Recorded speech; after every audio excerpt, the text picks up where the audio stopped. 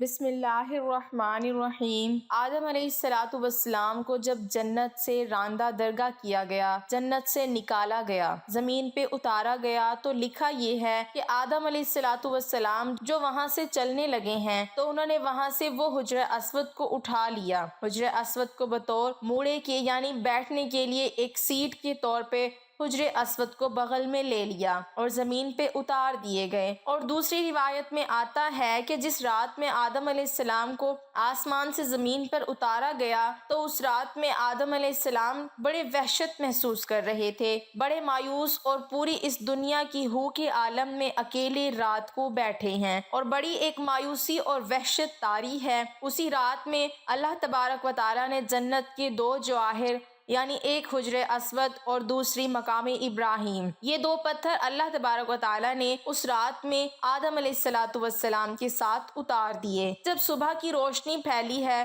تو آدم علیہ السلام نے اپنے پاس یہ دونوں پتھر پڑے دیکھے، پہچان گئے کہ یہ تو جنت کے میرے ساتھی ہیں کہ جنت کے جواہرات میں سے آپ نے دونوں کو لے کے سینے سے لگا کے ان کو بغل گیر ہو گئے۔ اس سے تسکین حاصل کرنے لگے کہ یہ وہ جنت کا ایک سامان میرے ساتھ آ گیا ہے۔ اس طریقے سے اللہ نے ان دونوں پتھروں کو زمین پر اتارا، اور عجیب بات ہے، ایک حدیث میں آتا ہے کہ آدم علیہ السلام جو حجر اسود لے کر آئے تھے، اصل میں حجر اسود ایک فرشتہ تھا۔ جب آدم علیہ السلام کو جنت میں اللہ تبارک و تعالیٰ نے آباد کیا، ایک فرشتے کی نگرانی لگا دی کہ آدم علیہ السلام کی نگرانی کرے کہ وہ ان تمام کی تمام جنتی ان کے لیے مباح ہے، لیکن یہ جو ایک درخت ہے، اس درخت کے کھانے سے ان کو منع کیا گیا ہے، تو تم اس کی نگرانی کرتے رہو کہیں آدم علیہ السلام اس درخت کا پھل نہ کھائیں۔ چنانچہ یہ فرشتے وہ آدم علیہ السلام کی نگرانی کرتا رہا تو آدم علیہ السلام بھی محتاط رہے اور جنت کے اندر وقت گزرتا رہا۔ جب اللہ تبارک و تعالیٰ کو تکوینی طور پر منظور تھا کہ آدم علیہ السلام پھل کھائیں اور پھر آگے سارا پڑوسی جو ہوا، تو یہ تکوینی نظام ہے، اللہ کے ہاں یہ ہونا تھا، یہ مقدر تھا، تو اللہ تبارک و تعالیٰ نے آدم علیہ السلام سے اس فرشتے کو اوجھل کر دیا، یعنی آدم علیہ السلام کو فرشتہ دائیں بائیں کہیں نظر نہیں آیا۔ تو جب یہ آدم علیہ السلام کو پھل کھانے کا موقع آیا تو انہوں نے آگے بڑھ کے اس پھل کو کھا لیا۔ جیسے ہی پھل کھایا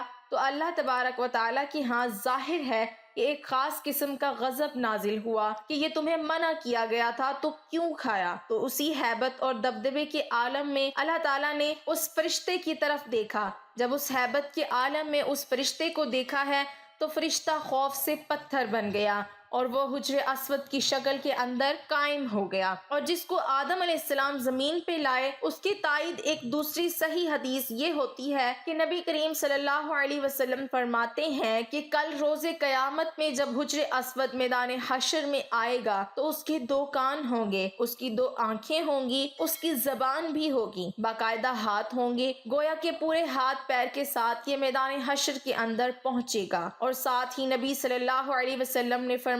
کیونکہ حجر اسود اصل میں ایک فرشتہ تھا، وہاں اللہ تعالیٰ دوبارہ اس کو انہیں اعضاء کے ساتھ ظاہر کر دیں گے اور وہاں پہنچ کر پھر دنیا کے اندر ان کو بوسہ کرنے والے جو لوگ ہیں ان کے حق میں گواہیاں دیں گے۔ تو معلوم ہوا کہ یہ حجر اسود ایک فرشتہ ہے کہ دنیا کے اندر جو لوگ ہیں جو اس کو بوسہ دیتے ہیں اور وہ تختی پر نوٹ ہو جاتا ہے کہ اس آدمی نے مجھے بوسہ دیا، اس کے گناہ معاف کر دیے گئے، تو کل روز قیامت میں وہ اس کی گواہی دے گا۔ اور مزے کی بات ہے کہ دنیا کے اندر ایک بہت بڑے محدث گزرے ہیں، وہ یہ کہتے ہیں کہ مکہ کے اندر حرم میں حجر اسود کے قریب، کعبہ کے قریب ایک عرصہ تک رہا تو میں نے ایک مرتبہ عجیب منظر دیکھا کہ یہ حجر اسود وہاں سے نکلا اور اس کے دونوں ہاتھ تھے، پیر بھی تھے، اس کے کان اور پوری ایک انسانی شکل میں نکلتا ہے، وہ نکلا اور کافی دور تک ٹہلتا ہوا اور دوبارہ اسی جگہ قائم ہو گیا اور اسی طرح پتھر کی شکل اختیار کر دی۔ اس روایت سے تائید ہو گئی ہے کہ جو اس بہت بڑے محدث نے یہ نظارہ دیکھا تو معلوم ہوا ہے، حدیث میں آتا ہے کہ جب حجر اسود کو کوئی حج یا عمرہ کرنے والا بوسہ دیتا ہے تو حقیقت میں وہ اللہ سے مصافحہ کرتا ہے، اللہ سے سلام کرتا ہے، تو سلام کرنے کے نتیجے میں اللہ تعالیٰ اس کے سارے گناہوں کو معاف کر دیتے ہیں، جیسے خود دو ایمان والے